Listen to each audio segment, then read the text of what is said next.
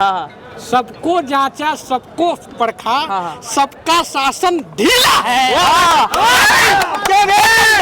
हाथी वाला नीला। कहेंगे कि बीजेपी की भी टीमें कभी हमारे साथ हैं, ठीक है। योगी जी वाला जो गांजा है ना, वो उनको भी चढ़ गया, ठीक है ना, क्योंकि उनके घर में योगी जी का बहुत आना जाना है, बहुत सारे लोगों का संबंध है, आधे परिवार के लोग भाजपाई हैं, तो वो वाला गांजा उनको भी चढ़ गया, इस नाते वो ऐसा बोल रहे हैं, ठीक है ना। कहे बसपा उनके साथ रहेगी।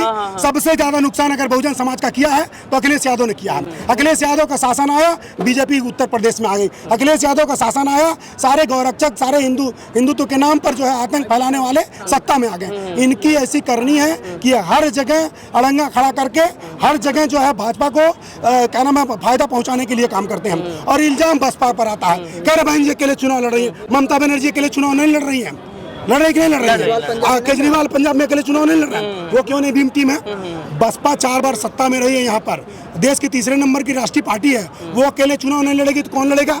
बसपा कहती है हम स्कूल कॉलेज यूनिवर्सिटी बनाएंगे, ये कहते हैं मथुरा में कृष्ण मंदिर बनाएंगे, भाजपा वाले राम मंदिर का नारा लगा रहे हैं। और बसपा करी कि हम स्कूल कॉलेज यूनिवर्सिटी बनाएंगे, तो बसपा का अपना अलग एजेंडा है। बसपा संविधान पर चलने वाली पार्टी है, बसपा अपना अलग राजनीति कर रही है। इनसे न भाजपा से, न कांग्रेस से, न सपा से कोई लेना देना है। ये एक लेवक केवल इस तरह की बातें कहते हैं, र्यूमर फैलाने का काम करते हैं, और इनके पास कोई मुद्दा नहीं है, कोई मुद्दा नहीं है। खींच के ले आओ अखिलेश को। भारत में जो ऐसी सरकार चाहिए, झूठों की सरकार नहीं चाहिए, सत्य की। मायावती बहन ने वह 4 बार मुख्यमंत्री बनकर दिखा दिया है कि कैसे राज चलता है।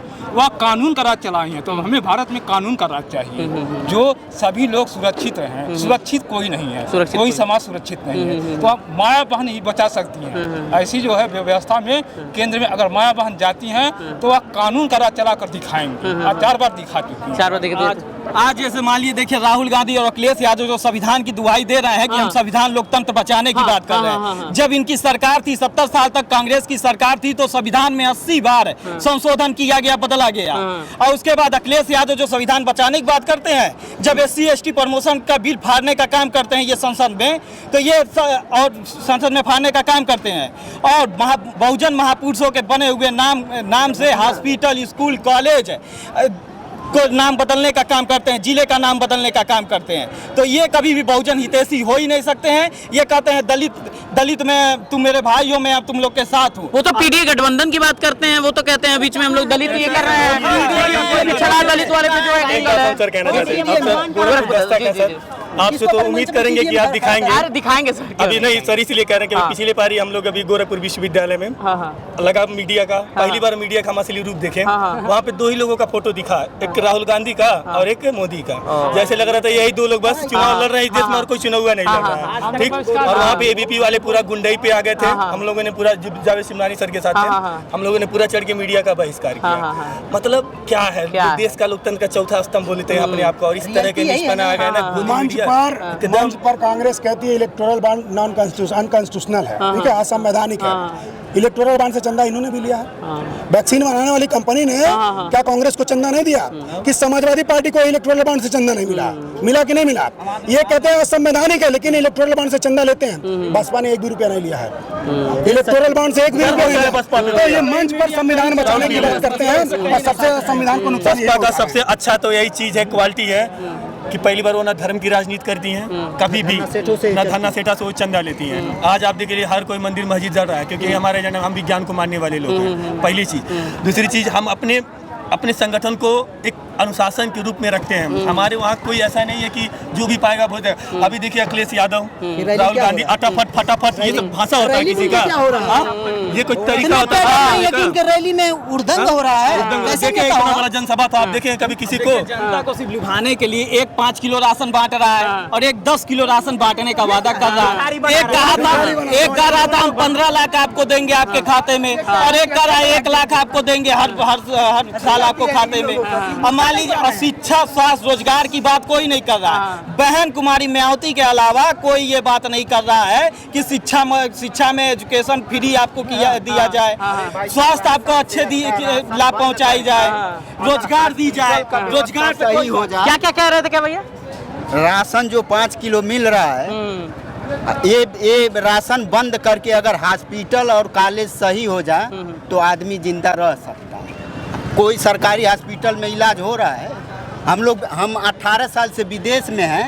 ये प्रधानमंत्री 10 साल से हैं। विदेश में जो है आदमी वो खाने बगैर मर रहा है। लेकिन तब भी विदेश जाना पड़ रहा है क्योंकि मजबूर है। हम मजबूर हैं, हम लोग मजबूर हैं। लेकिन जब उनको नौकरी से निकाल दिया जाएगा तो बात हमारी सुन लीजिए। 18,000 मिल रहा है, यहाँ 10,000। एक मिनट, 18,000 नहीं मिल रहा, वहाँ भी आदमी 10,000 में ड्यूटी कर रहा है। इंडिया में बेसी सबसे घूसखोर है, वहाँ भी घूस लेता है। हम लोग को कुछ होता है अगर इंडिया में बेसी में जाओ तो कोई सुनता नहीं। अग्निवीर जैसे योजना जो ला रहे हैं 5 साल के लिए, 23 साल का युवा रिटायर हो जाए और मोदी जी 75 साल के अभी वो युवा हैं, वो अभी 5 साल के लिए वो मौका मांग रहे हैं, एक बार हमको और मौका दो। और 23 साल के युवा को बुढ़ा समझ रहे हैं।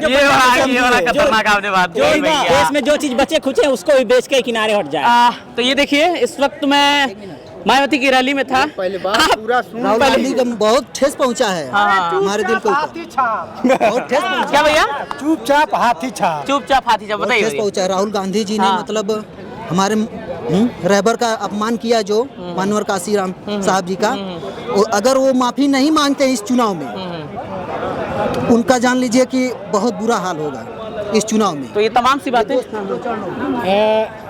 सबको जांचा, सबको परखा, हाँ सबको जांचा, सबको परखा, हाँ। सबका शासन ढीला है। दबाओ हाथी वाला, नीला।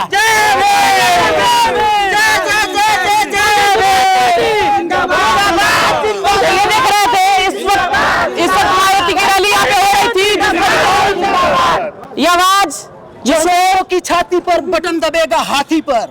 तो ये आवाज जो है वो कम नहीं हो रही है। वजह है कि मायावती यहाँ पे आई थी और किस तरीके से रैली हुई, बड़ी भव्य रैली हुई, लेकिन उसी बीच जोश है वो कम नहीं हो रहा है। हो सकता है तमाम चुनावी परिणाम अलग अलग निकले, लेकिन ये जोश, ये जुनून मायावती को क्या चुनाव जिता पाएगा, ये कमेंट आप जरूर कीजिएगा। बाकी आप वीडियो में बने रहिएगा। बाकी आप लोगों का बहुत बहुत धन्यवाद। हम ये तो कहते हैं कि वीडियो जरूर चलेगी या बाकी आप लोगों की। बाकी कैमरे के पीछे धनंजय और आप गोरखपुर दस्तक देख रहे हैं। आप अपने विचार कमेंट में जरूर देखिएगा। बाकी ऐसे ही प्यार देते रहिएगा।